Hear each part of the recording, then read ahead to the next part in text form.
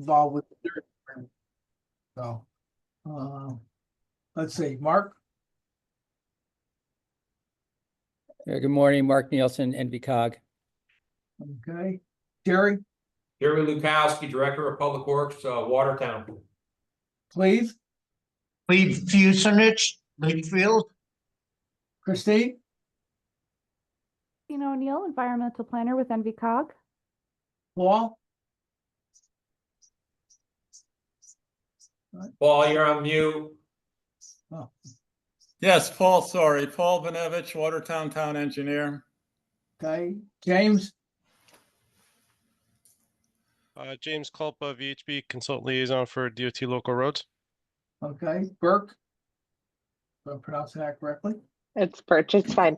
Amanda Okay. Birch, Thomaston Greenway Chair. Okay, Richard, Good morning, Rich Donovan with NVCOG. okay, and let's see, I think I missed someone. MVCOG Zoom, I don't know who that is. No.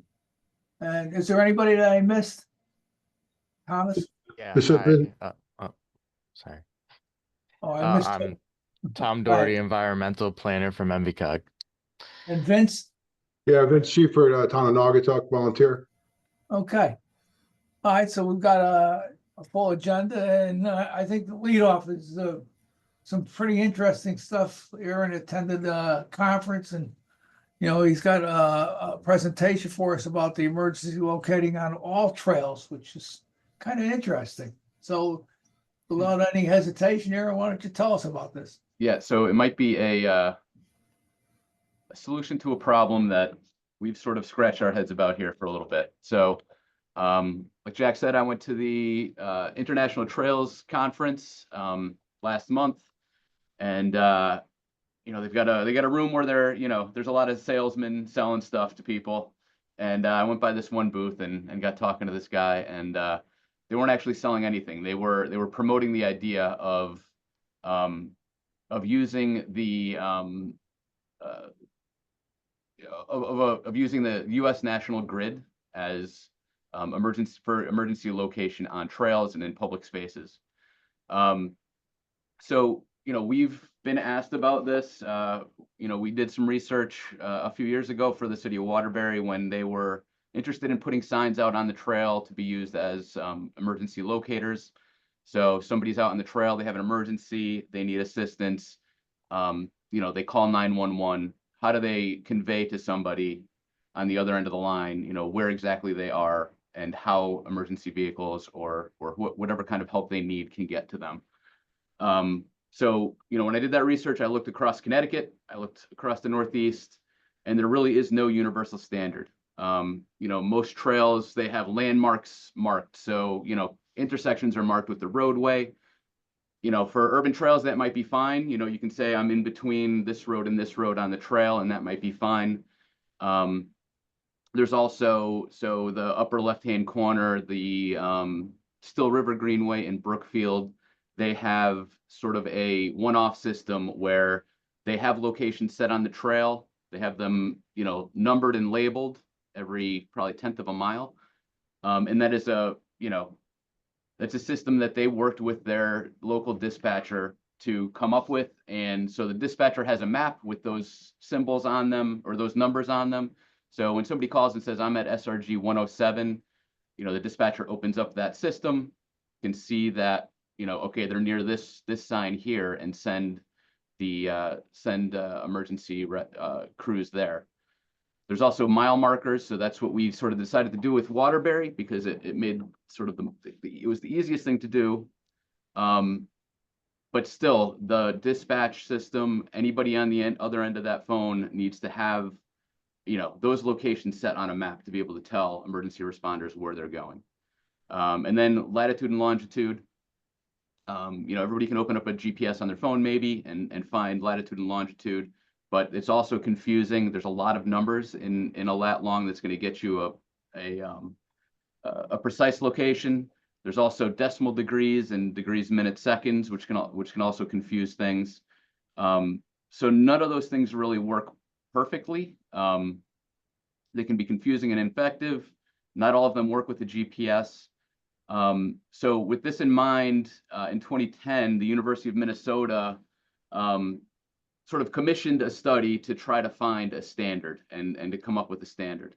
And what they settled on was using the United States National Grid, which is part of the Worldwide Military Grid Reference System.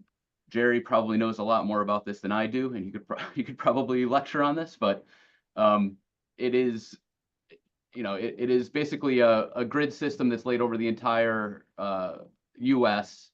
It's used already in disaster response, so emergency dispatchers already have this information and can easily find it. And basically, it's just a grid. The entire U.S. is broken up into 6 by 8 degree zones. And then within those zones, 100 kilometer squares, which are about 62 miles square. The Earth isn't flat, despite what you might have read on the internet. So, it's not perfect, but those kilometer squares are broken, or sorry, those 100 kilometer squares are broken up into 1 kilometer squares and then into 100 meter and 10 meter squares. So with using those 10 meter squares and numbers associated to each one, you can get within 10 meters of any point with one of those numbers. So certainly good enough on a trail to get an emergency responder close to where you are. And so the University of Minnesota and their contractor, who was Shared Geo, is a GIS company, had to come up with a way to use that and make it easily understandable and easily sort of relatable to people on the and to dispatchers. So they developed this emergency response locator sort of form. And this is actually an example of the Derby Greenway. So this, if you were on the Derby Greenway and you needed an police or ambulance, you could call dispatch, give them this number, and they would send them to the Division Street trailhead of the Naugatuck River Greenway. So at the top, AT&T represents the UTM grid, so that's that big grid. XL is the 100 kilometer grid zone, and then those 8 digits are the USNG coordinates for that location. So if you called, like I said, if you call it into a response center, that would provide about 33-foot accuracy to first responders. The benefit of this is that dispatchers already have all of this. You don't need to update things. When you put a new sign up, you don't need to update dispatch that there's a new sign and this is what it is and this is where it is. They already have access to all of this locating technology. And the signs that they developed here, so this is sort of the standard size sign. I think it's about 8 by 12. They adhere to the Federal Highway Administration standards. They're meant to be easily readable and understandable. So this is all available already for free to anybody to use. You could figure all this out and make signs for yourselves. The Shared Geo, who is the original contractor for University of Minnesota, they also have a website that has a lot of this information up there. They have marker templates. They have signs and stickers, templates for those. They have a really easy to use web app that you can click on any point and it creates that, basically that's how I created this sign for the Derby Greenway. You just click on a point, it basically, creates this for you. You can print it out. You could put it out there as is. You could laminate it and put it out there if you wanted to. You could send it to a sign company and have them, create signs. You can also buy signs directly from this Shared Geo. And when you're out on the trail, it's one thing if you're within eyesight of one of these signs, but if you're not, there's also a web app. And if you use your phone right now and you hit that QR code, it will create a ELM for you for wherever you are. So sort of a little added, added capability that no matter where you are, you could use this. Even if we didn't institute this on the trail, promoting this to trail users would enable them to do this out on the trail. It's starting to become adopted nationally. It's, here and there. I actually noticed these signs. We were on vacation a few months ago and went to Cape Kennedy, to the Space Center there, and they have these signs all over the place. And out there, it is probably very useful because there's not a lot of street signs or anything in that huge campus. So, really good location for that. Atlanta metro area parks are using them. There's a few national parks and historic sites that are using them. And, because you can do these, you can print them and laminate them. You can also, use them for events or races that, you might need them for. Aaron, did you say the app is free? The app is free. Yep. And the great thing about the app is it's a web app. So what I did was I created a shortcut on my desktop of my phone. And once you have it downloaded, and it takes a little time if you're inside, but once you have it downloaded, it does not need cell service. So it's using the GPS receiver in your phone. So even if you're in the middle of the woods and you turn this on, you would be able to, use this.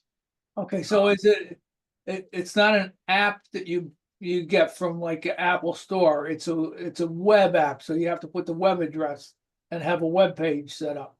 Yeah, so it's actually a little confusing to me too, because I went to this usngapp.org, and it opens this up, and then I just saved a link to it on my desktop. Okay. And it also lets you, you can copy this. There's a little copy button. You could copy it and like text it to 911 if you really needed to. It's kind of neat. So if you go to the usngstore.org, they just actually updated the store in the last couple of weeks while I was looking at this. There's a bunch of free resources up there. There's the app. There's the marker maker map tool. There's a bunch of different maps so that you can see the grid and all of that. There's a lot of public awareness materials. So there's brochures and pamphlets and things like that. There's also sort of sign templates and kiosk information templates. And you can also in their store buy the signs and the stickers and the information signs and things like that. So I don't know. I feel like this is sort of a no-brainer, like probably the best way to do emergency location on trails. It checks all the boxes of it's easy, it's widely available. Dispatch systems already are capable to use this information, and it's not so one of the issues with some of the other systems is that just because you have it set up in one dispatch system does not mean that the neighboring town that your call might be routed to understands that information, or all of the dispatchers that would need it have that information. So this makes it a lot easier. You don't have to worry about whether or not they have the map and the information and the locations. They can find it pretty easily. So, I would like to promote this to at least all of the Greenway sections. I think we should promote it to our towns as well, and I think we're going to talk about that internally here. So I would encourage all of you to review all these materials, see what you think. Maybe there's a red flag that I'm missing, that maybe it doesn't make sense, but I think with all of your blessing, I would like to get this information into the design and management guide. And then, maybe we can look at future grant rounds, maybe a rec trails round to, figure out a system to get these out on the trails that are open now. Yeah, I'm very excited. Mark, you have a question? Yeah, not really a question. So Aaron, just to sort of make sure I understand. So you would actually put signs out on the trail with this information on it, correct? Yep. And that would sort of take the place of the trail markers that we've always talked about, starting at 00 and going up to, 44 miles. So in a way, this system, you wouldn't have to worry about figuring out where the 0 point is or ending point is, because they're not tied to a beginning or ending. They're just, related to a national grid system. So that actually is a real benefit, because we can start putting these things out now and people would know where they are. Right, and then we won't have to update them and change them every time we add a new section of trail that might be right. longer or shorter than we expected. Okay, yeah. Yeah. Anyone else have a comment or question? Yeah, I'm just we gotta make sure that dispatch does understand this language. I'm actually gonna call Watertown when we get off.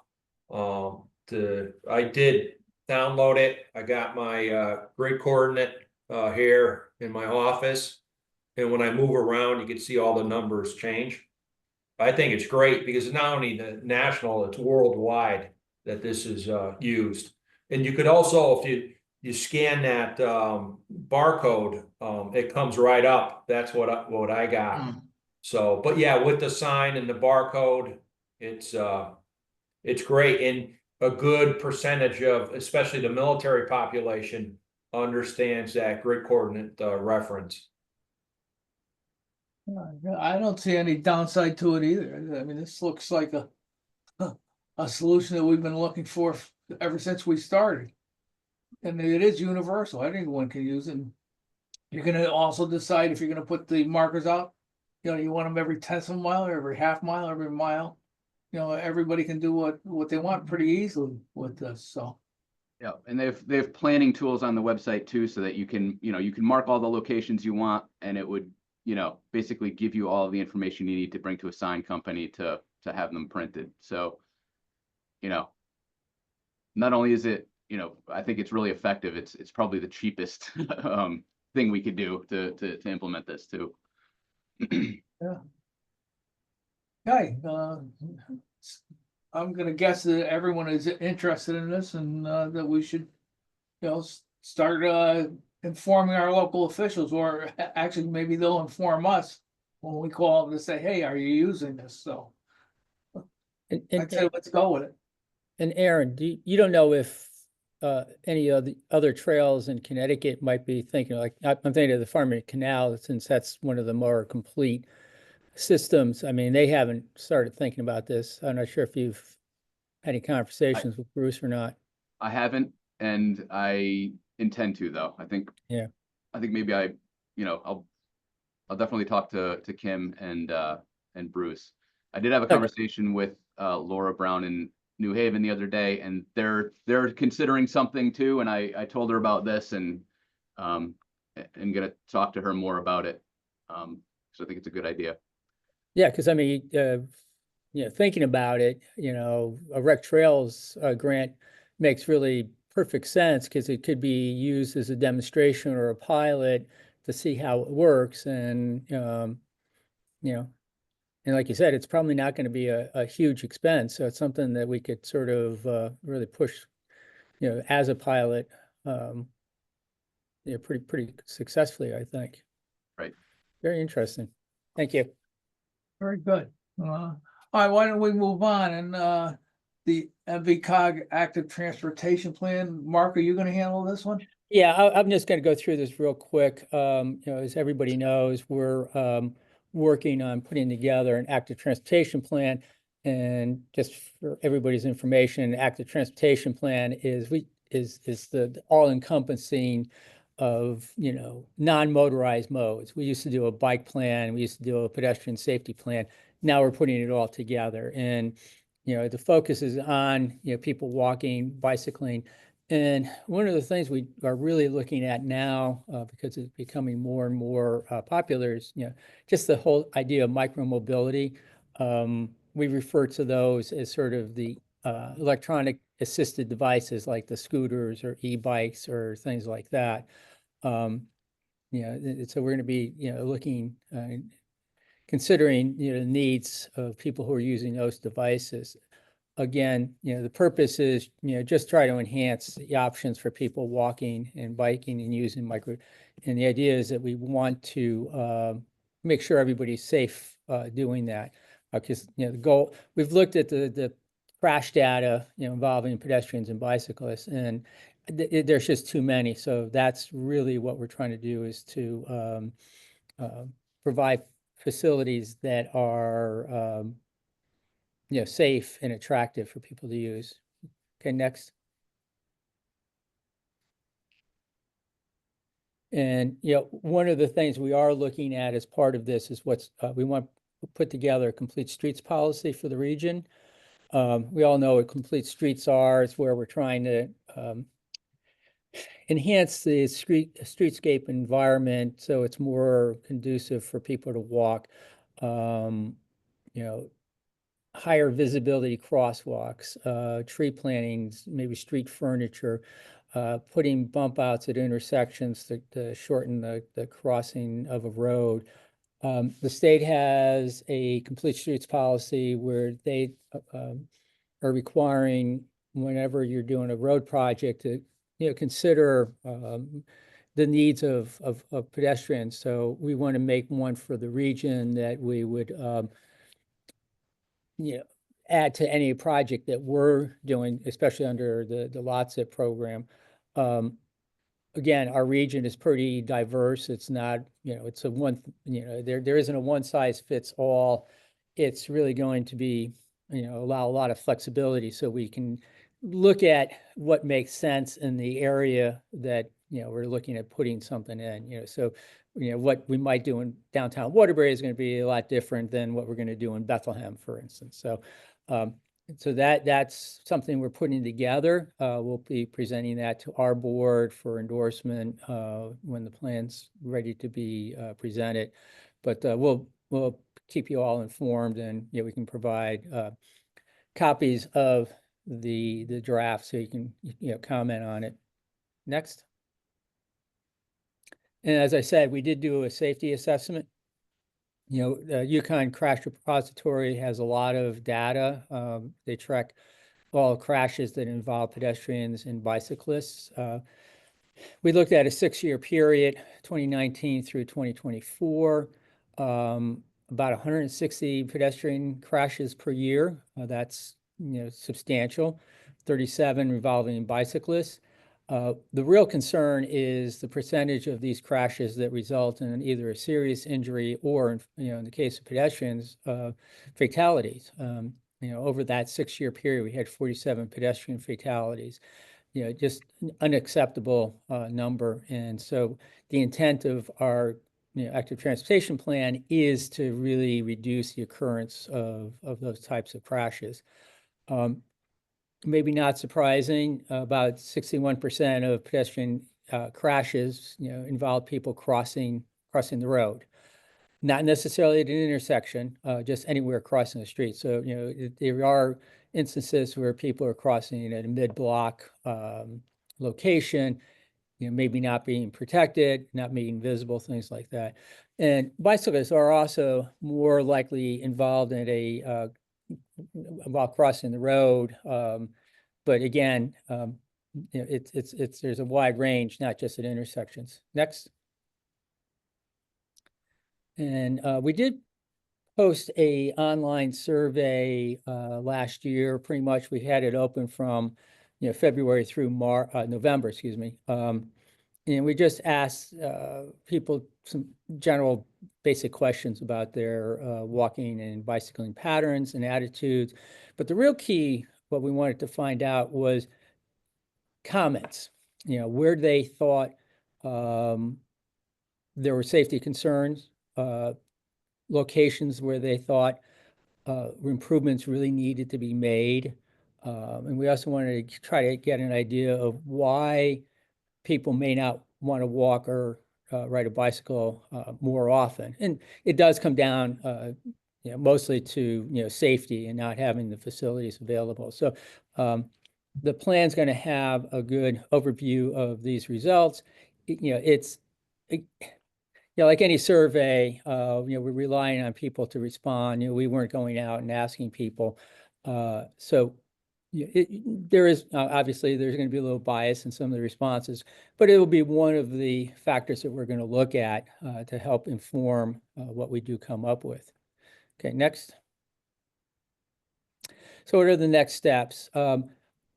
We've sort of looked at all the sort of existing conditions. We're reaching out to all the towns. You'll probably be getting, some of you may be getting an email from our office, asking us to really let us know what you think are the more critical issues or concerns relating to walking and bicycling in your town. So that's going to be sent out because we really want to identify some of the issues. And then we're going to be looking at, okay, what can we do about it? What are some of the enhancements we can make?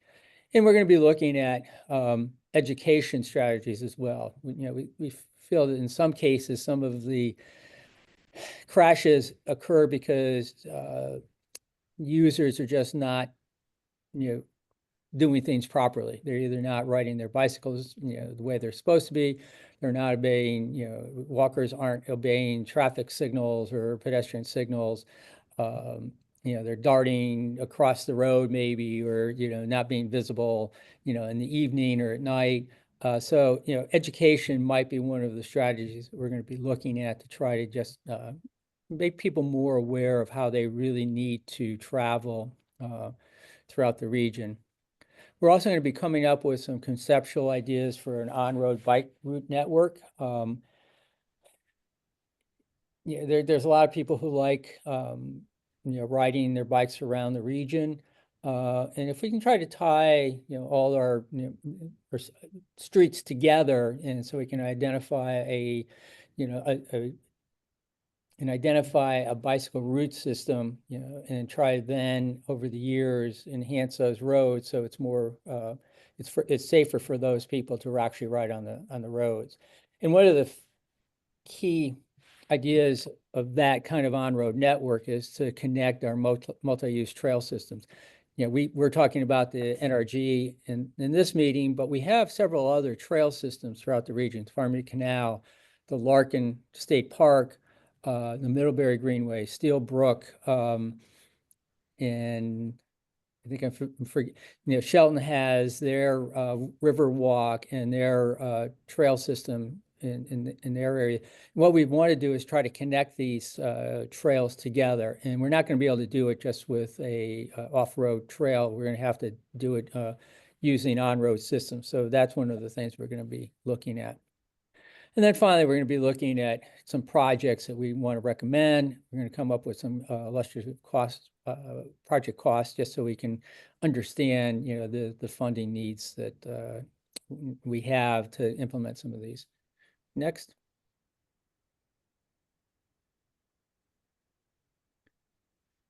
And at the same time as we're doing ours, CTDOT is working on their active transportation plan as well. And it's very similar in nature. They're going to be looking at, both, walking and bicycling in the micro-mobility devices. And, again, but it's going to be a statewide focus.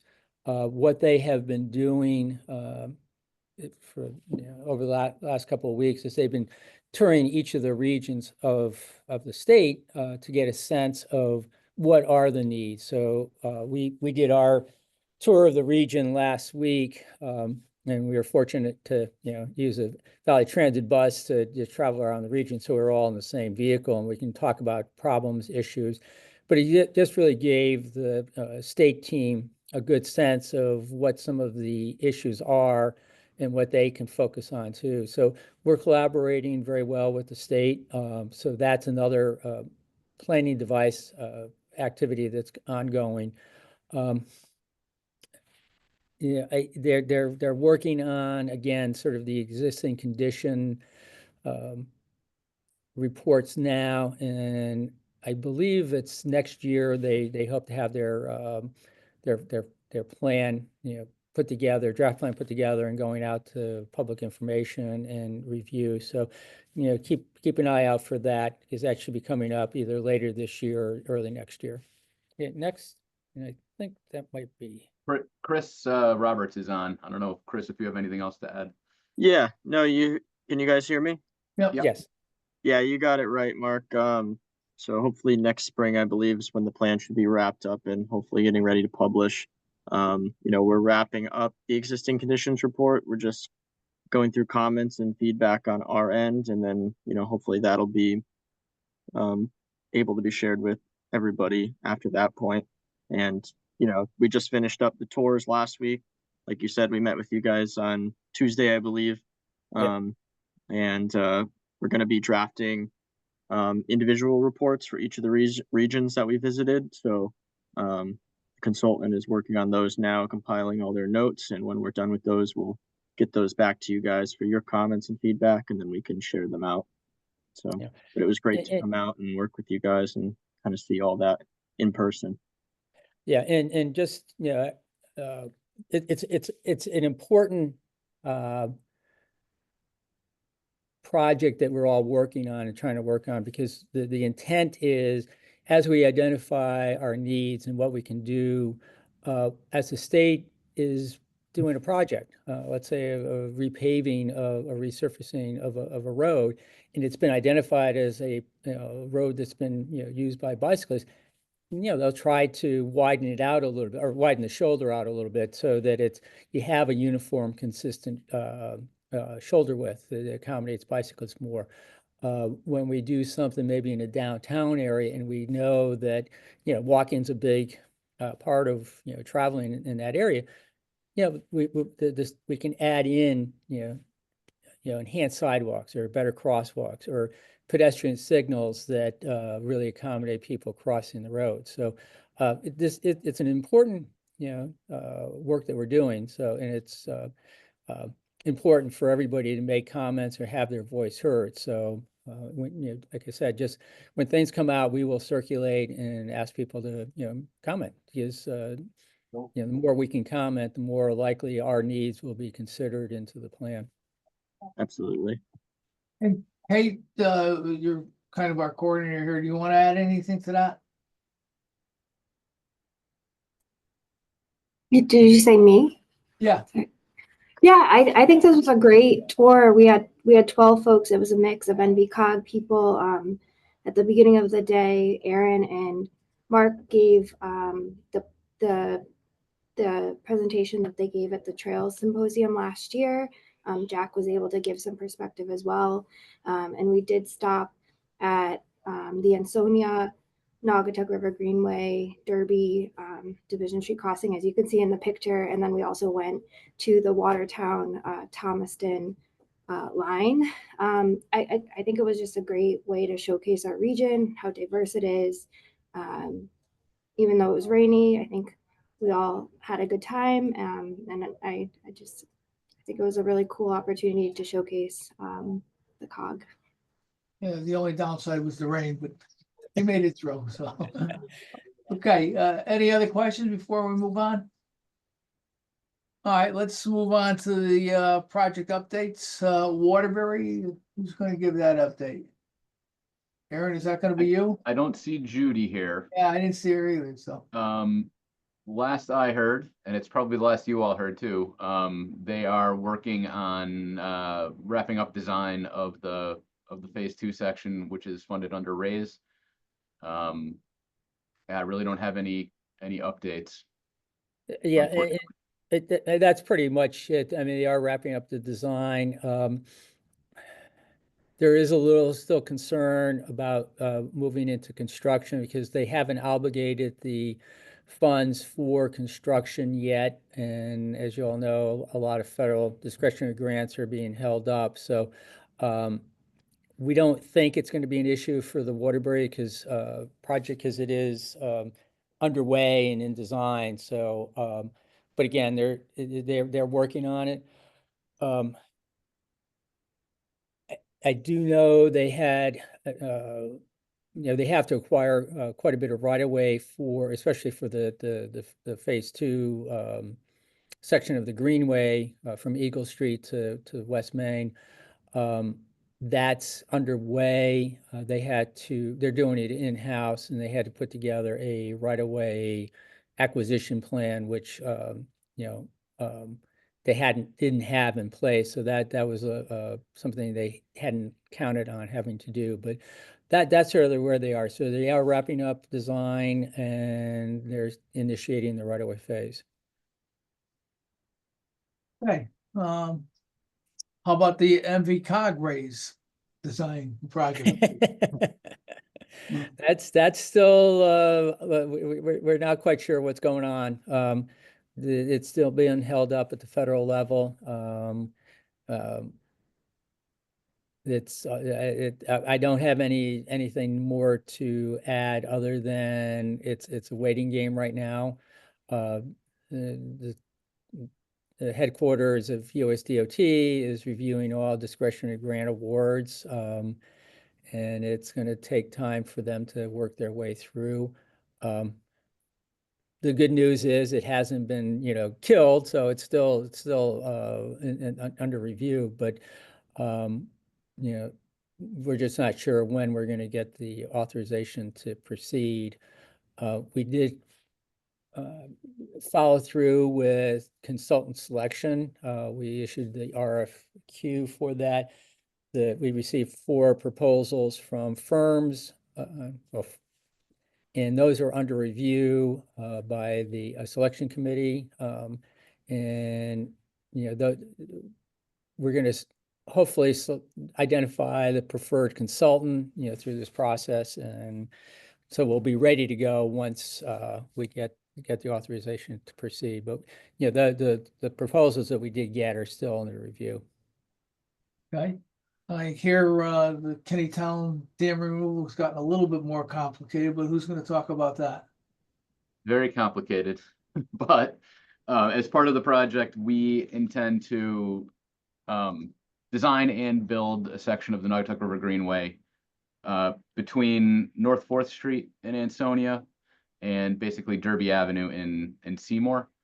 So we've incorporated the design of the trail into our design scope for the overall dam removal. Our engineers right now are doing data collection. They just flew, and if anybody in Ansonia may have seen some low-flying helicopters and aircraft and stuff, they flew a couple flights to get all of the topo and bathymetry. So that's all underway right now. We have been doing a lot of outreach. So we've been having bi-monthly meetings. We have a meeting next Tuesday night in Ansonia at 4 4th Street, which is right in the neighborhood that we think has the most to gain from this project. It's a neighborhood that's been historically cut off from the river by the canal and infrastructure associated with the dam. It's really, a dangerous and it's impacting, health and quality of life in that neighborhood the way it is now. And, we really want to reconnect that neighborhood to the river, provide some new green space and make it, a much nicer neighbor than what's there right now. So, we've got that meeting on Tuesday. We're going to continue doing these meetings throughout the summer. And yeah, we're expecting to have design wrapped up probably about a year from now on the trail piece. But there's still a lot of things we don't know about the site and what we're going to be able to do because of the contamination of the sediments and things like that. So that's all going to come out in this design. And, as we learn more, we'll be able to share more with this group about what that trail might be able to look like. Aaron, I have a question related to this. Now, Ansonia is already in design phase for trail connecting on the other side of the river from downtown to Nolan Field. Yep. This is on the other side of the river, so how are you going to connect those? That's a good question. That's something I think VHB did a routing study, I don't know, a little over a year and a half ago. That was a consideration, I believe. But I know they wanted to get the trail to Nolan Field. Right. So how we get back over to the other side of the river, I think that's just to decide in the future. But, you know, what we're envisioning would still have independent utility too. So it would be able to get people from, basically from the sidewalk network in downtown Ansonia straight to the trail. That's the intent with the, you know, probably with the trailhead, something like that, around 4th Street. Okay, know the area well, so. Okay, any others? Updates? Yeah, we do have one for Watertown. We're working on Steelbrook Greenway. We are at 90%. The review comments are due this week back to the designer. And we'll also be working the right of ways that the DOT is taking the lead on that. Right. Anyone else? I've got one in Derby. I don't know if it fits here or the next topic, but Derby just submitted a grant and it's much bigger than I thought. It's like $500,000. It's a Connecticut CT Community Connectivity Grant Program. And they're going for money to put lighting, solar lighting and security cameras on Greenway. I don't know if it has a chance, but they did submit it last week, so we'll see what happens with that. And with that, let's move on to other funding submissions and opportunities. The micro grant program. Who's going to do that update? Probably me. Best to talk about this one. So we're very excited to say in the last quarter, we brought just about 280,000 in micro grant awards to the region, which is a huge number compared to even the best. You know, I think last year Capital Region brought in 50,000 all year. And so a lot of that came from the Waterbury School District. They put a very concerted effort together to have every school in Waterbury apply. And what that ultimately translates to is about 1,200 new bikes for students here in Waterbury, plus all of the safety equipment they might need. But that was a big chunk, but certainly not the majority. There were awards all over the region. Like I said, about 280,000 total. But the department still has another 300,000 or 400,000 left to give away this year. And so we strongly encourage, please work with your school districts, any municipal departments, any nonprofit agencies that you have a connection with, and encourage them to apply. And the more we can get bicycles and related safety equipment, as well as training and events out into the community, the better. Okay. All right, how about the deep recreation trails grants? I don't see Kim on. I believe there was a request into the bond commission that last time the commission met for funding for a next round of, to basically to make the funding available for the next round of recreational trails. I believe it did not end up on the agenda. So I think, as far as I understand it, anybody else can correct me that may know differently. I think, they're just waiting to see when that funding is made available. And hopefully it would be, later this summer or fall. Okay. So I think we should all be thinking about, projects, because it does sound like there will be another round at some point. Is there a maximum amount you can apply for or not? There's not. I think the guidance we've been giving is, the larger projects are typically around $400,000 or $500,000 the last couple rounds. But I don't think there is an upper limit. So, I think it was a really good project. They might consider more. Right. All right, and how about build? Mark? Yeah, that's the successor of Raise. They keep going back and forth on what they're calling the program. Again, it's a large discretionary grant program offered through US DOT. Again, that's the city of Waterbury had their Raise grant that they're building part of the trail and West Main Street improvements, and we're doing the design. So the NOFO for that I'm trying to think, did it get released or is it they're about to? I'm not, It's actually closed already, Mark. oh, okay, never mind. End of that. All right. Yeah, thank you, However, we Rich. do anticipate the program will likely continue under some name in some way. It's a pretty broadly popular program across the political spectrum. So we imagine it'll end up in the next authorization and continue on. And so it's a great way to, especially if it's multiple towns or a regional type project like what we're trying to do in the northern part of the trail. It's a great way to get some big pieces of this built. Yeah, and if I remember correctly, under the infrastructure bill that was passed in 2021, excuse me, the program was authorized for 5 years. Excuse me, was authorized for 5 years. So I think there's one more year of authorization to go. So as Rich said, this one this year, I think he said was closed, but we should be thinking about for next year because the program will be authorized through 26. So past patterns say it's likely to open sometime late November into December this year. And again, our intent was to have our design well underway so we could apply for raise to construct some of these sections that were being designed. But again, with the uncertainty of getting funding, that sort of plan is sort of I'm not sure if we're going to be able to do that, but we'll see. Could be surprised, and we'll get authorization to begin the design soon, and maybe be ready to try to apply for build construction dollars next year. All right, any others? Okay, how about Yeah, I Connecticut? think. Oh, I'm sorry. Oh, Just go ahead, Rich. a quick mention: the Safe Streets and Roads for All program is currently open, and that NOFO closes at the end of June.